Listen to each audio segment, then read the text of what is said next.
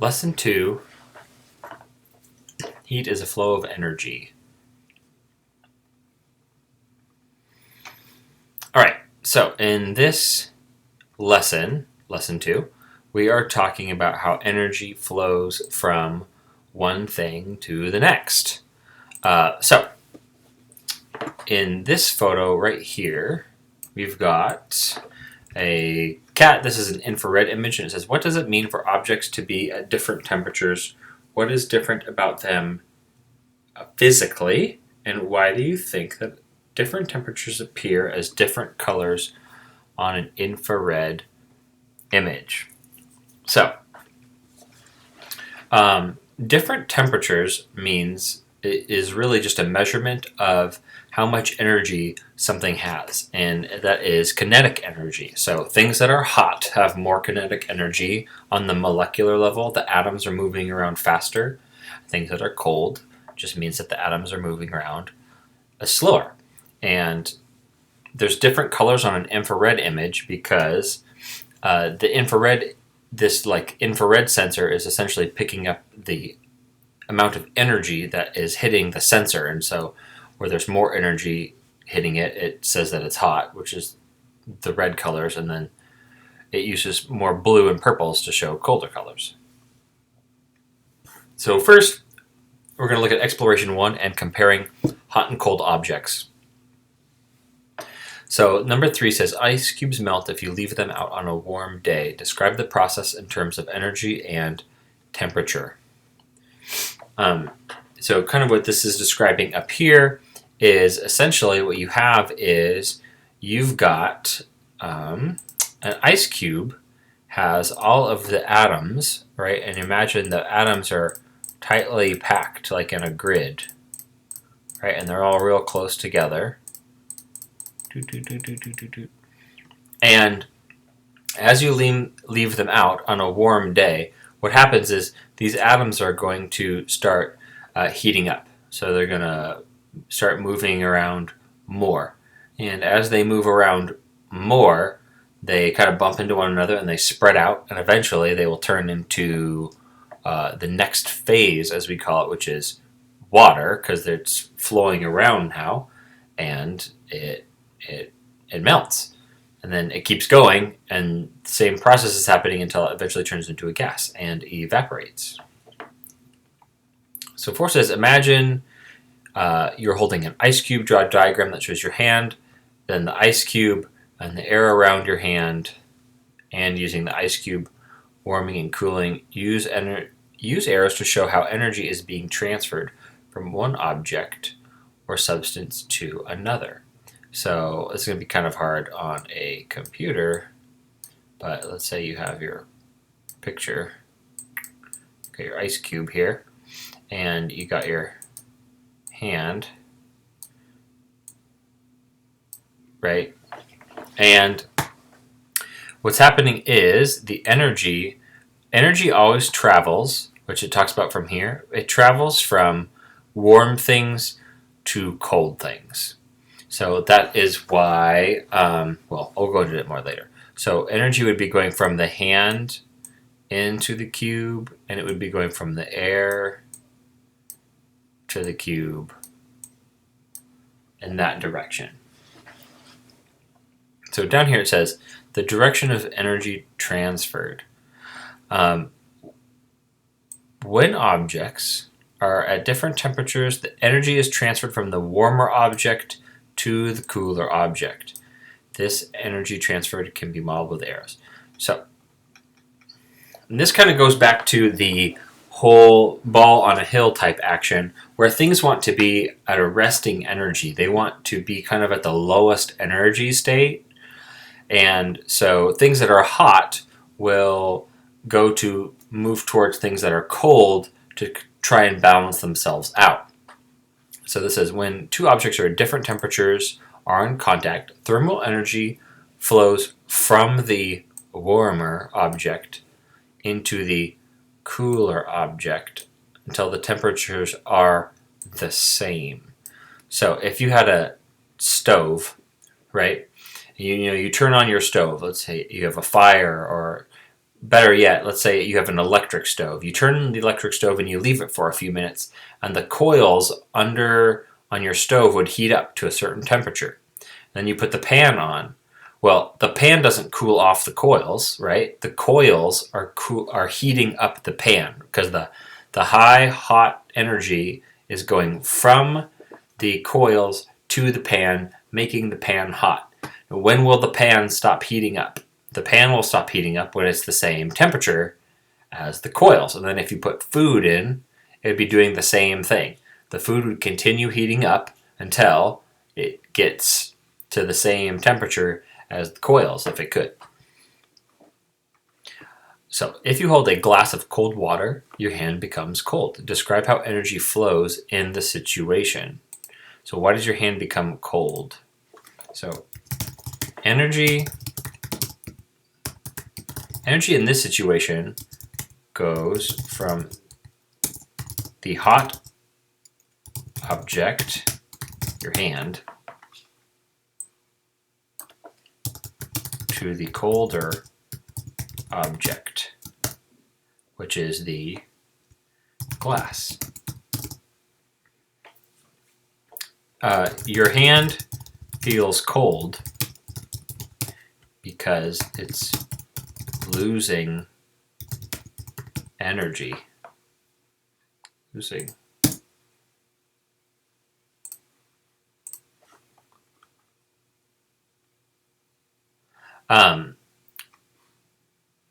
Recall the photo of the melting ice cubes. If you put the water from the melted ice cubes back into the freezer, it will become solid. Describe the transfer of thermal energy as the ice cubes melt and as they become solid again. In both situations, describe what substances are gaining and losing energy. Okay, so when you put an ice cube, let's say you have a glass of ice water, right? So you have a glass. It's filled with ice water. It's liquid. Okay? And you put it in the freezer. It's cold. It's cold around here. You put it in the freezer. What's happening? I'm gonna describe this instead of type it out. What happens is, because the water, technically, even though it's ice water, the freezer air is colder. So the energy from the water is going to transfer to the colder air, right? Till they both balance out. Now, you have the freezer is actually, constantly blowing in cold air. So the air is going to stay the same temperature, right? But inside the freezer, but the water is going to continuously cool down till it matches the outside temperature. Now, as the water is cooling down, right, what's happening to the molecules? The molecules are moving around, they're moving around as liquid, but as they cool down, they start moving around less and less and less, and eventually they are moving around so little that they are essentially not moving much at all, and it turns into a solid because the atoms get closer together and are more of at a resting state. Okay, so relating temperature and thermal energy. How will the temperature of a rock in the desert change throughout the day and the night? Okay, to make these a little bit faster, I'm not going to type things out. I think I'm just going to describe them. So you can imagine, where is the warmth that a rock gets? It's going to be getting the warmth from the sun. The sun is where all of the warmth outside comes from. So in the morning, right, all night long it's going to be cooling off. In the morning, right, the sun will rise, obviously, and the sun will start cooling. The sun will start heating up the rock. As the day goes on, right, the sun is going to continue to warm the rock. Then eventually the sun will go down, and it's kind of like the outdoor heater is off, and the rock is going to be at its warmest state at that point. It might continue to get a little bit warmer. Maybe if you're in a desert and the air is really hot, right? Because sometimes everything still stays warm for a little bit, but the sun will go down, and in general, as the sun goes down, you've lost that source of energy, so the rock will start to cool off throughout the night until the sun rises again. So temperature. Think back to all the hot and cold rocks. What makes one rock hot and the other one cold? Says these particles are in constant motion. Like all objects in motion, these particles have energy. The energy associated with their motion is kinetic energy, right? So temperature is a measure of the kinetic energy of the particles, the atoms that make things up. So the rock sitting in the sunlight feels hotter because its particles are moving faster than the particles in the rock that's sitting in the shade. And so why it feels hot to you, if you were to go place your hand on something feeling hot and something feeling cold or room temperature, the reason why it feels hot or cold is because things that feel hot to you, they feel hot because energy is transferring from the object that's hot to your hand. And that is, you're feeling that absorption of energy. Things feel cold to you because when you touch something it feels cold. If you're sitting somewhere right now, like at your desk or something, and there's a metal around you and you touch the metal, metal is a really good conductor of heat. It feels cold to you. Why does it feel cold to you? Well, it feels cold to you because your hand is at a higher temperature than that metal, and so the energy is leaving your hand and going into the metal. Thermal energy. Temperature is a measure of the average kinetic energy of an object. Thermal energy is a measurement of the total kinetic energy of all particles in an object or substance. Thermal energy is measured in joules. All matter has thermal energy. So let's continue on. We'll see some examples of more examples of thermal energy. If you warmed the dime until it melted, the dime would have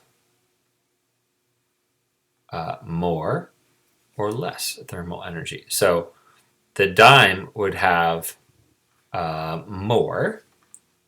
My highlighter. There you go.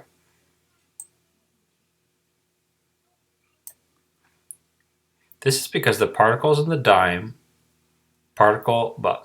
This is because the particles in the melted dime are moving faster than the solid particles were. So the particles of the melted dime have more kinetic energy, right? A solid has the least amount of kinetic energy. A lot of times you might see little diagrams that look like, they'll describe solids as being kind of like a grid, a tightly packed grid of atoms, right? This would be like a solid. They're all packed tightly. And a liquid, they're more kind of spread out because they're moving around a little bit more, right? There's not really a structure or form to it.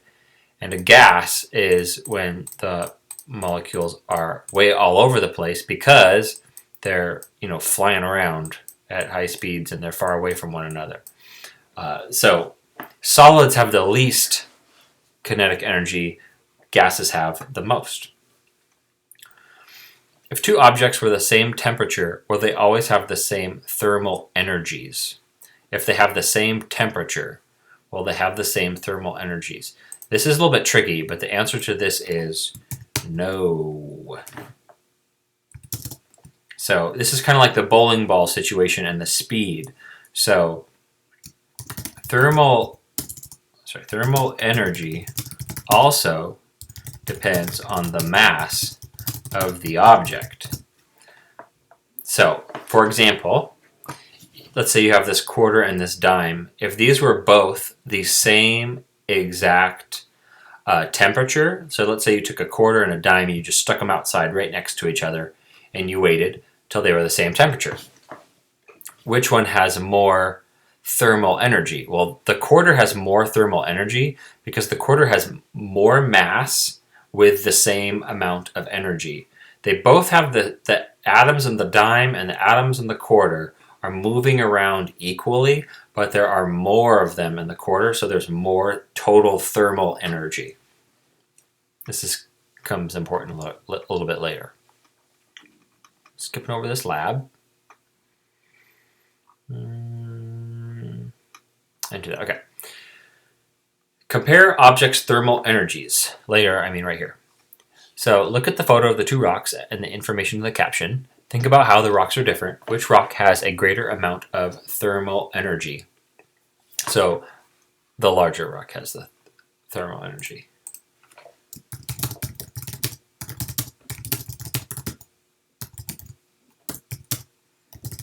It says explain your answer. Okay, both rocks have the same temperature, so each atom has the same amount of energy, but the larger rock has more mass and therefore more atoms.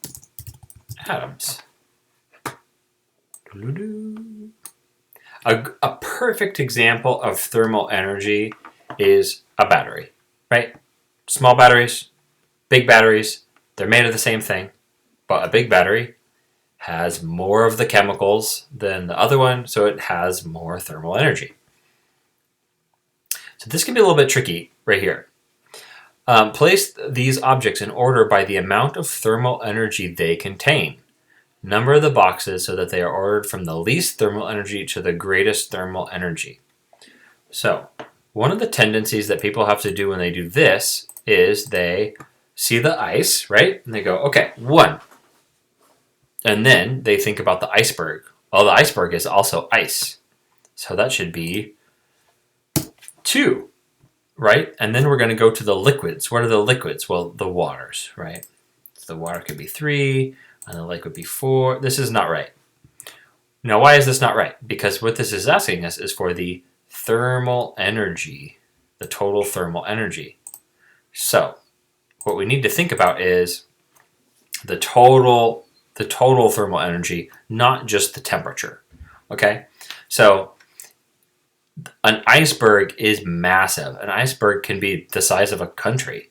A lake is huge, right? Think of, if you've been to Lake Tahoe, it's enormous, right? Those have tons and tons of thermal energy, regardless of what their temperature is. So these both have way more thermal energy than a tiny glass of water, regardless of what state it's in. So it would first be the glasses. So you'd have the frozen glasses, the lowest energy, and then second would be the liquid water, and then the boiling water would be third, right? Because it's in the same order of states of matter. Solid, liquid, boiling water is turning into a gas. Okay, so then we would have the large bodies of water. So assuming, see, this says assume that the iceberg and the lake have similar masses. So assuming that these are both have the same mass, well, then you would start with the iceberg because the iceberg is frozen and solid. And then the thing with the most thermal energy is the lake at 5. A perfect example of how the thermal energies of the big things and the small things compare was, you imagine how much energy it would take to change something. How much energy would it take to change this glass of ice? Well, you could just set it outside and the sun will do it in a while. The iceberg sits outside in the sun all the time and nothing really happens to it. So because it has way more, the total thermal energy is way more. Okay. This talks about solar panels. Some solar power plants use mirrors to focus sunlight on a central collector. The energy from the sunlight causes water in the central collector to boil and produce steam. A generator uses the kinetic energy of the steam to produce electrical energy. How could a thermal battery help this type of power plant generate electrical energy 24 hours a day? Okay, so how could a thermal battery... Let's talk about thermal batteries up here. Oh, here we go. When the sun is shining, the system adds a thermal energy to a solid, such as salt. As the thermal energy of the salt increases, it melts. The energy stored in the molten material is later used to warm other objects or produce an electric current. So what this situation is right here, you can see them in the background as well, is these are a special type of, similar to a solar panel, but what's happening is the sun is actually like over in this direction. Hi, I'm Mr. Sun. And the sun is shining onto this metal disc, right? And the metal disc is reflecting into this thing. It's reflecting light into that. And this has water inside of it. You can see the opening right here, right? It all funnels and it would go into this little opening, which is on the other side of this. You can see the reflection. And it goes in here and it heats up the water, and the water turns into steam. So they're saying using a thermal battery is like, basically you're taking salt, and they could say, for example, you could melt the salt, and then the molten hot salt you could then use later. Well, how does that help you 24 hours a day? Well, the way that it helps is if you have a bunch of molten salt that's really hot, then when the sun goes down and there's no sun, then you can take the hot molten salt and you can still heat up water with it or keep the water hot, because the hot salt, the energy in the hot salt would transfer to the water, basically.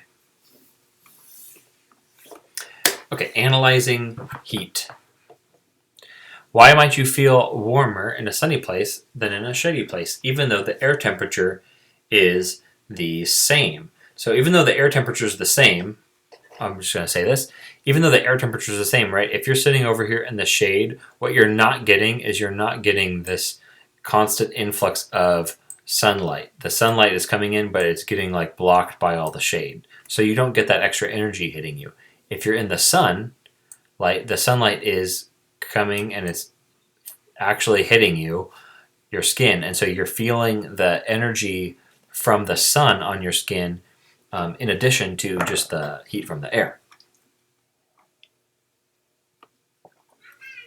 So this is talking about heat, and this says heat is the energy that is transferred between two objects that are different temperatures. So this is what we describe as heat, as an energy flow. This is actually says, is a little important here. You may have heard heat used in other ways in everyday language, but in science, heat has a specific definition. Heat is the energy transferred between two objects that are at different temperatures. And so in the realm of heat, we consider heat to be transferred in 3 different ways. And we're actually going to go more into these different ways quite a bit in the future. But these are the basic ways. The basic ways are, first, conduction. Conduction is thermal energy transferred. This says thermal energy is transferred between particles through conduction. Oh, I see. Okay. Between particles. Oh, this should be like solid particles. So conduction, you can make notes to yourself. This is a helpful thing. Conduction is by touching, right? By things actually touching is conduction. So when you feel heat from conduction, when you feel heat from touching a stove, that's from conduction. When you touch a mug of hot chocolate, as it gets cooler into the cooler months, you're feeling the transfer of the heat through conduction. Because in conduction, the atoms, right, this is why it describes it as transferred between particles, right here. Because what's happening is, and this diagram is kind of showing, the heat is heating up these particles. These particles are bumping into the particles that are touching it, and it kind of dissipates throughout. So this is by touching. Convection is a heat transfer process through liquids and gases. And conduction is, convection. Convection is transferred through liquids and gases. Convection is, you may have heard convection when you talk about convection currents within the mantle of Earth, or that's pretty common, or convection currents within stars. I think you don't learn that till 8th grade, but convection currents, you can see how with convection, it's the idea that hot things rise and cool things fall. And that's because as hot gases expand, they have less mass, and then when they cool down, they come closer together and they have a greater mass. And so you may have seen this when you are cooking. You can see the water and things mixing around in pots. This is pretty easy to see through a little experiment at home. You can see convection, or even if you just have like a hot cup of coffee or something, you can kind of see how the water's moving around. That is convection. And finally, there is radiation, and radiation is transfer of energy through electromagnetic waves. So that's how the sun gets to us energy. So yeah, we'll go more into those a little bit later. But those are the 3 types of thermal energy transfer. Going back, another example of radiation could be like sunburns. You're getting, this says it right here, infrared radiation. So when you get sunburn, you're being sunburned through radiation, because basically particle waves are traveling through you and burning your skin, essentially. Explain how each of the 3 types of energy occurs in a solar oven while it cooks a bowl of soup. Okay, so here we have a solar oven. So first, the sunlight from the sun hits the mirror.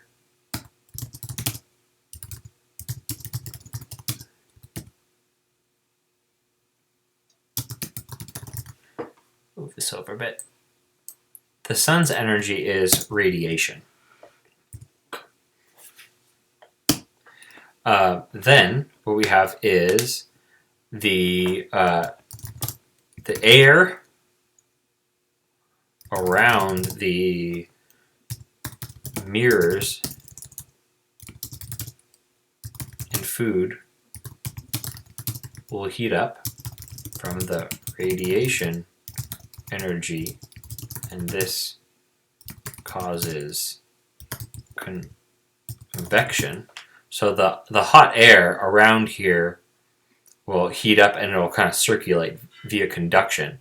So that would help cook, but also the convection and radiation energy will heat up the plate the food is on, and that will cook the food directly with conduction.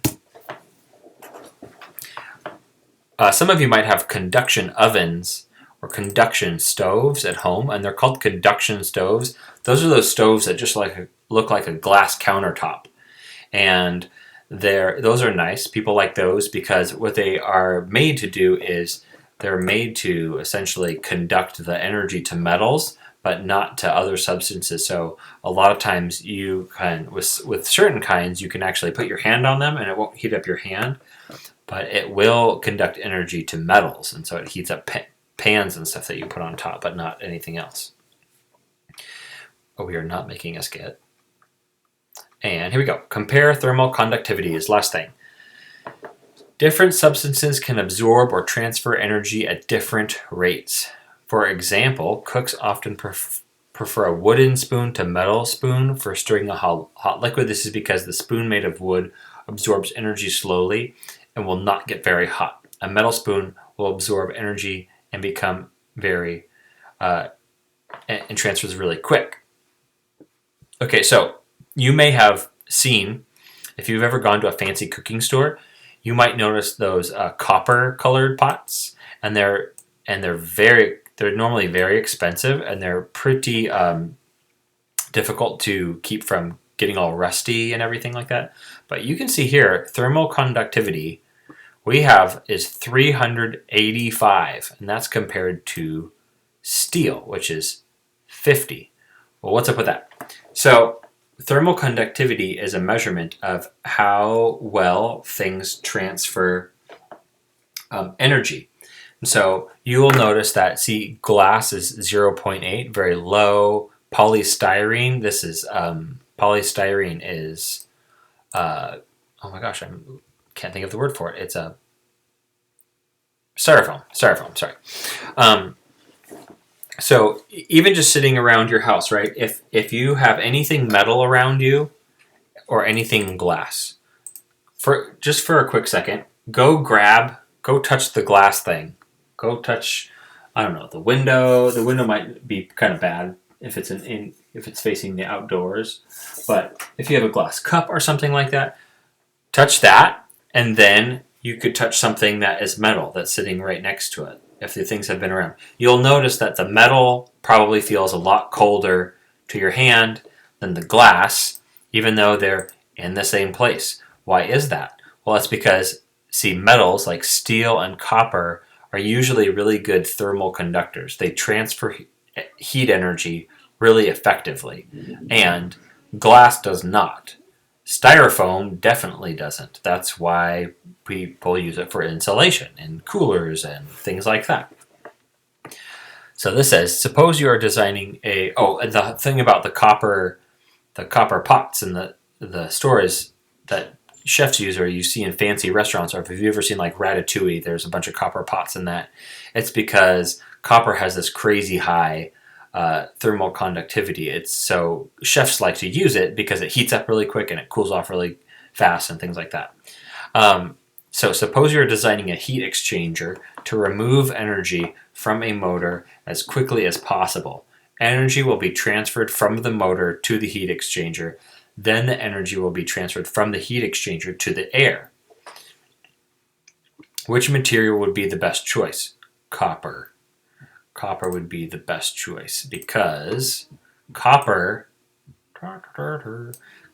is way better than the rest, because what happens is you've got the motor, and the motor is going to really, really quickly and efficiently be able to transfer its heat energy to the copper, but then the copper is also going to equally as efficiently lose all of that energy to the air. So because it's a good thermal conductor, it loses all of this energy one way or the other really quickly, and so it would make for a better heat exchanger. In comparison to like the polystyrene, you obviously wouldn't want to use styrofoam to help something cool off. It would insulate it, right? It does the total opposite. So that's all for lesson 2.